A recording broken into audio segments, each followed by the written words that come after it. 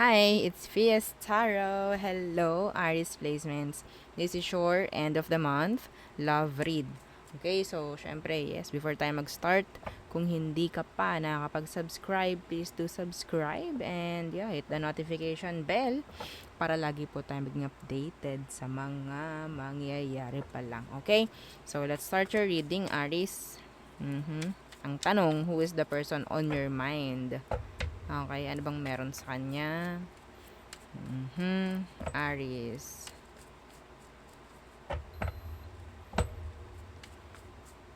Okay.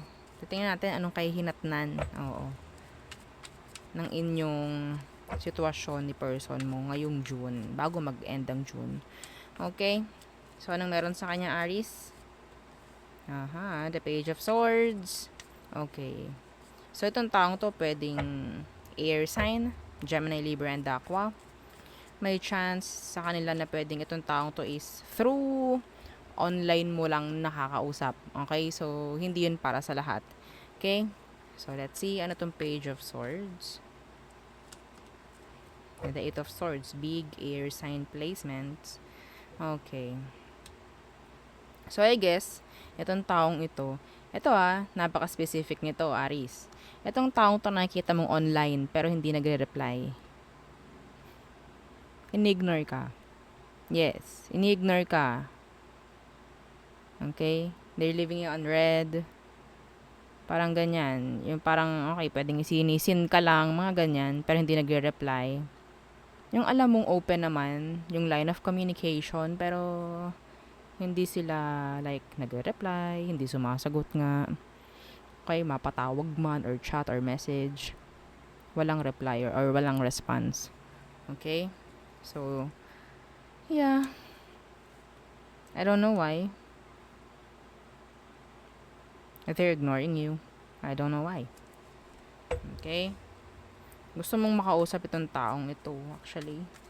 Or pwedeng maging vice versa. Okay, ano bang situation meron? Anong situation ninyo, Aries, ng taong to? Okay, the Wheel of Fortune in reverse. Some of you, this might be your, past person. Okay? The Wheel of Fortune in reverse, meron kayo unfinished business ng taong ito. Situation, please. Yeah, the Knight of Pentacles. Meron nag-stop. Meron nag-pause. Okay? In some of you, pwedeng same gender kayo ni person. Yeah.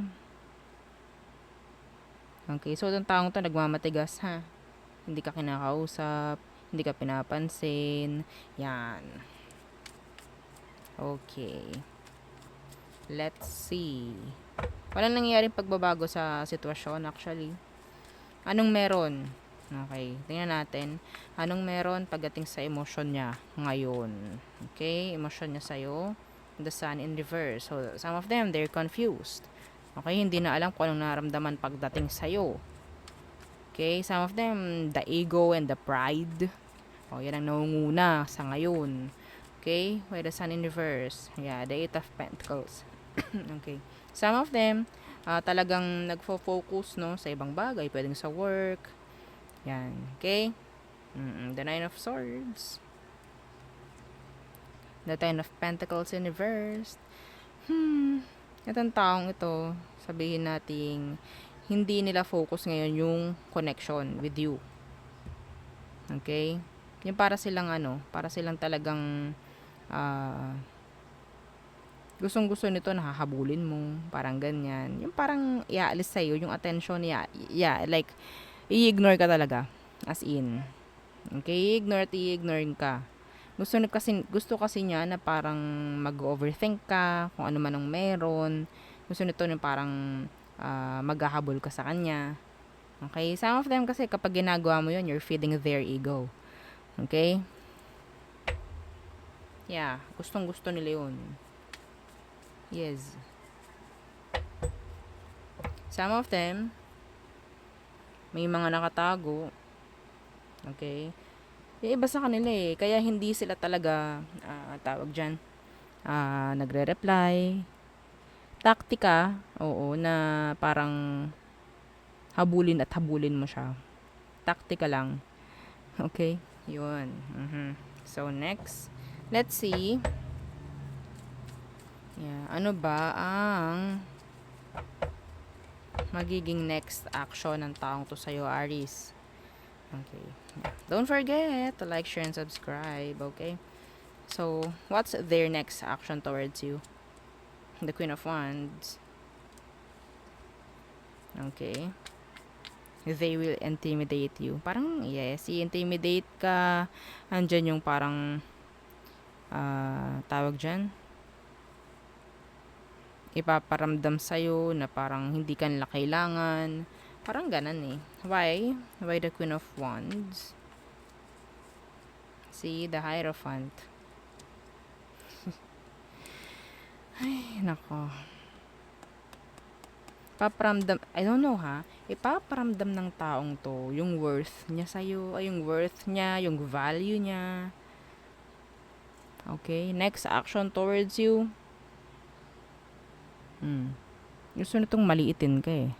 I don't know why. I don't know. If they want power over you, if they want control over you. May naririnig ako pwedeng vice versa or sabihin natin cross-watchers read to.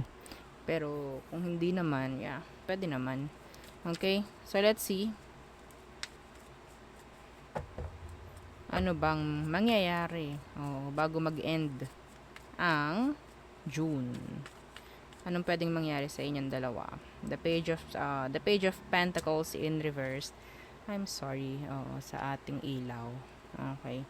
So, Page of Pentacles in reverse, there is no energy ng pwedeng may mag-open up, no?